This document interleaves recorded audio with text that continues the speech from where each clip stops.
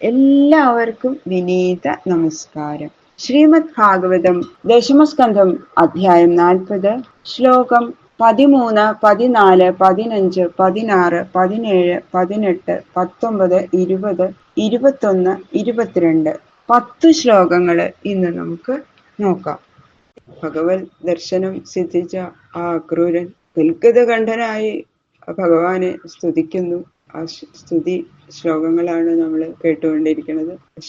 സ്തുതി തുടരുന്നു. കോമളം പൂജയൻ വേണു ശ്യാമളോയം കുമാരക വേദവേദ്യം പരം ബ്രഹ്മ ഭാസതാം പുരതോ മമ.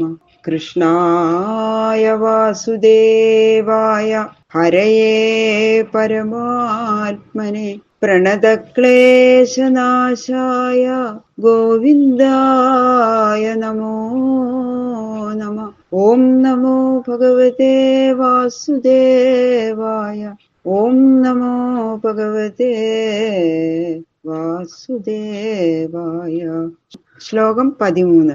അഗ്നിർമുഖം തേ അവനി അംഗ്രി ഈക്ഷണം സൂര്യോ നഭോ നാഭിരഥോ ദിശശ്രുതി ദ്യൗകം സുരേന്ദ്രാ തവ ബാഹവോർണവാ കുക്ഷിർമരുൽ പ്രാണബലം പ്രകൽപിതം. സർവാത്മാവാണ് ഭഗവാൻ എന്ന് മുമ്പത്തെ ശ്ലോകത്തിൽ പറഞ്ഞു. അതിന് സഗുണത്തെ വിവരിക്കുകയാണ്. ഇതിനെ തന്നെയാണ് വിരാട്ട് എന്ന് പറയുന്നതും.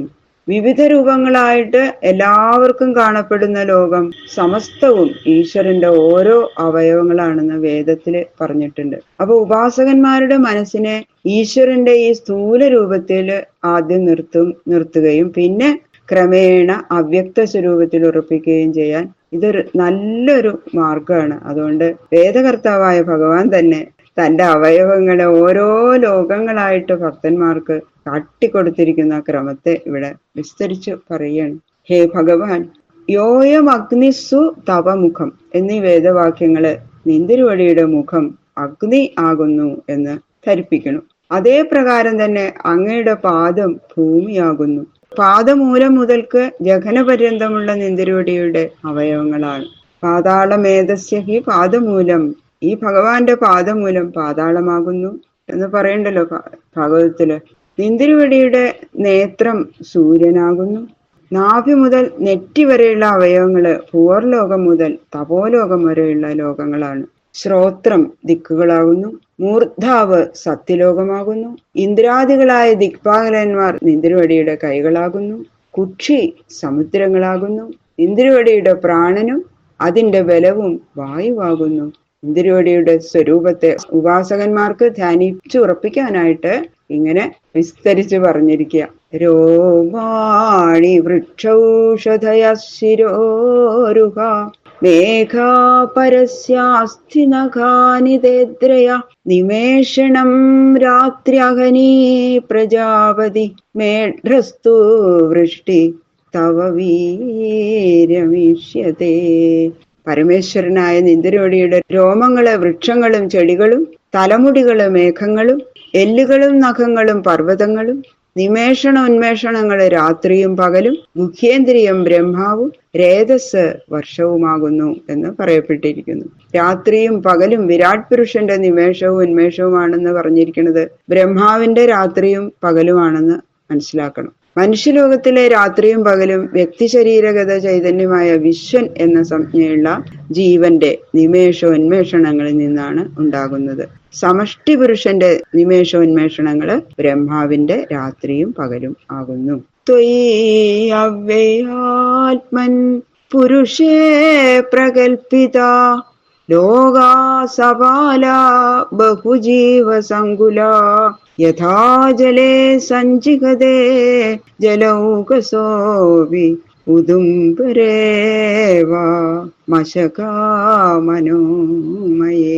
ജന്മാദി വികാരരഹിത സ്വരൂപനും പരിശുദ്ധ മനസ്സുള്ള മഹാത്മാക്കളാൽ ഗ്രഹിക്കപ്പെടുവാൻ യോഗ്യനുമായും ഇരിക്കുന്ന അങ്ങയിൽ സർവജീവജാലങ്ങളാൽ വ്യാപ്തങ്ങളായും ലോകപാലന്മാരോടുകൂടിയവനായും ഇരിക്കുന്ന എല്ലാ ലോകങ്ങളും കൽപ്പിതങ്ങളായിട്ട് ചേഷ്ടിക്കുന്നു.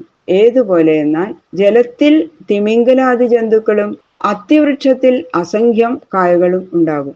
ആ ജന്തുക്കളും പിന്നെ അത്തികേസരങ്ങളിൽ അനേകം കൊതുക്കളും ഒന്നോടൊന്ന് തൊടാതെയും പരസ്പര വാർത്ത അറിയാതെയും വസിക്കുന്നത് പോലെ ഏകനായിരിക്കുന്ന അങ്ങയിൽ അനന്തങ്ങളായിരിക്കുന്ന ബ്രഹ്മാണ്ടങ്ങൾ ഒന്നോടൊന്ന് തൊടാതെയും അന്യോന്യ വർത്തമാനം അറിയാതെയുമുള്ള വിധത്തിൽ സുഖമായി സഞ്ചരിക്കുന്നു.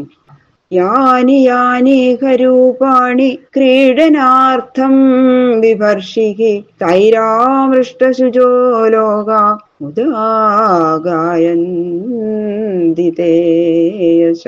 ഈ ലോകത്തില് ക്രീഡയ്ക്കായിക്കൊണ്ട് യാതൊരു മത്സ്യാദി രൂപങ്ങൾ അങ്ങ് ധരിച്ച് ഭക്തന്മാർക്കുണ്ടാകുന്ന ആധ്യാത്മികാദി താപത്രയത്തെ നിശേഷം നശിപ്പിച്ച് പരമാനന്ദത്തെ കൊടുക്കുന്നുവോ, അതുകൊണ്ട് ഭക്തജനങ്ങൾ അങ്ങയുടെ യശസ്സിനെ സന്തോഷത്തോടുകൂടി കീർത്തനം ചെയ്യുന്നു. നമഃ കാരണമത്സ്യായ പ്രളയാബ്ധിചരായ ച ഹയശീർഷ്ണേ നമസ്തുഭ്യം മധുകയേടഭമൃത്യവേ. സത്യവ്രതനെ സംരക്ഷിച്ച് സത്യവ്രതനെ രക്ഷിച്ച് സമുദ്രത്തിൽ താണുപോയ വേദങ്ങളെ ഉദ്ധരിക്കാനായിക്കൊണ്ട് പ്രളയ സമുദ്രത്തിൽ മത്സ്യരൂപം ധരിച്ചു സഞ്ചരിച്ചവനായ അങ്ങയ്ക്ക് നമസ്കാരം. മധു, കൈടഭൻ എന്നീ അസുരന്മാരെ കൊല്ലാൻ വേണ്ടി ഹയഗ്രീവനായി അവതരിച്ച അങ്ങൾക്കായിക്കൊണ്ട് നമസ്കാരം. അകൂപാരായ ബൃഹദേ നമോ മന്ദരധാരിണേ ക്ഷിത്യുദ്ധാര വികാരായ നമസ്സൂകരമൂർത്തയേ. പാലാഴി മഥനത്തില് താണുപോയ മന്ദരപർവ്വതത്തെ പൊക്കാൻ വേണ്ടി സ്വീകരിച്ച മഹാകൂർമ്മസ്വരൂപിയായും താണുപോയ ഭൂമിയെ ഉയർത്തുവാൻ വേണ്ടി എടുത്ത സൂകരമൂർത്തിയായും ഇരിക്കുന്ന ഭഗവാന് അവിടത്തേക്ക് നമസ്കാരം. നമസ്തേ അത്ഭുത സിംഹായ സാധുലോകഭയാപഹ വാമനായ നമസ്തുഭ്യം ക്രാന്ത ത്രിഭുവനായ ച. അല്ലയോ ഭക്തന്മാരുടെ ഭയത്തെ നശിപ്പിക്കുന്നവനെ, ഭക്തി അഗ്രഗണ്യനായ പ്രഹ്ലാദനെ പരിപാലിക്കാനും ലോകകണ്ടകനായ ഹിരണ്യകശിപുവിനെ നിഗ്രഹിക്കാനും വേണ്ടി മനുഷ്യാകൃതിയായ ശരീരത്തോടും സിംഹാകൃതിയായ മുഖത്തോടും കൂടിയ ആശ്ചര്യ സ്വരൂപത്തെ സ്വീകരിച്ച നരസിംഹാകൃതിയായ അങ്ങയ്ക്കായിക്കൊണ്ട് നമസ്കാരം. മഹാബലിയുടെ കയ്യിൽ നിന്ന് 3 അടി മണ്ണ് യാചിച്ച് 3 ലോകങ്ങളെയും 3 അടിയായി അളന്നെടുക്കാൻ വേണ്ടി അവതരിച്ച വാമനസ്വരൂപിയായ അങ്ങയ്ക്കായിക്കൊണ്ട് നമസ്കാരം. നമോ ഭൃഗൂണാം പതയേ ദ്രുപദക്ഷത്രവനച്ഛിതേ നമസ്തേ രഘുവര്യായ രാവണാന്തകരായ ച. അഹങ്കാരികളായ ക്ഷത്രിയന്മാരാകുന്ന കാടിനെ വെട്ടിയറുത്ത് ലോകത്തെ രക്ഷിക്കാൻ വേണ്ടി അവതരിച്ച പരശുരാമനായ അങ്ങയ്ക്കായിക്കൊണ്ട് നമസ്കാരം. ലോകോപദ്രവിയായ രാവണനെ കൊന്ന് ഭൂമിദേവിയുടെയും ഭക്തന്മാരുടെയും സങ്കടത്തെ തീർക്കാൻ വേണ്ടി രഘുശ്രേഷ്ഠനായ അവതരിച്ച ശ്രീരാമചന്ദ്രനായ അങ്ങയ്ക്കായിക്കൊണ്ട് നമസ്കാരം.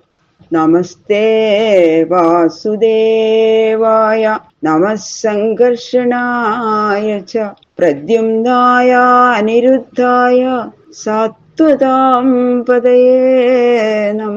ഭക്തന്മാരുടെ രക്ഷകനായി വസുദേവപുത്രനായി അവതരിച്ച അങ്ങയ്ക്കായിക്കൊണ്ട് നമസ്കാരം. അനന്താംശഭൂതനായ ബലരാമസ്വരൂപനായ അങ്ങയ്ക്ക് നമസ്കാരം. പ്രദ്യുമ്നായ അങ്ങയ്ക്കായിക്കൊണ്ട് നമസ്കാരം. അനിരുദ്ധനായ അങ്ങയ്ക്കായിക്കൊണ്ട് നമസ്കാരം. നമോ ബുദ്ധായ ശുദ്ധായ ദൈത്യദാനവമോഹിനേ മ്ലേച്ഛപ്രായ ക്ഷത്രഹന്ത്രേ നമസ്തേ കൽക്കിരൂപിണേ.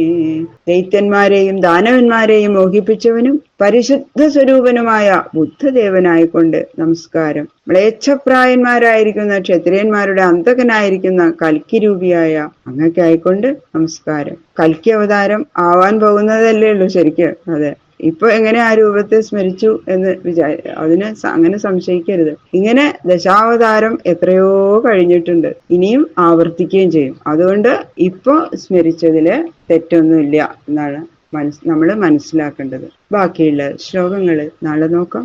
സർവത്ര ഗോവിന്ദനാമ സങ്കീർത്തനം ഗോവിന്ദ ഗോവിന്ദ ഗോവിന്ദ.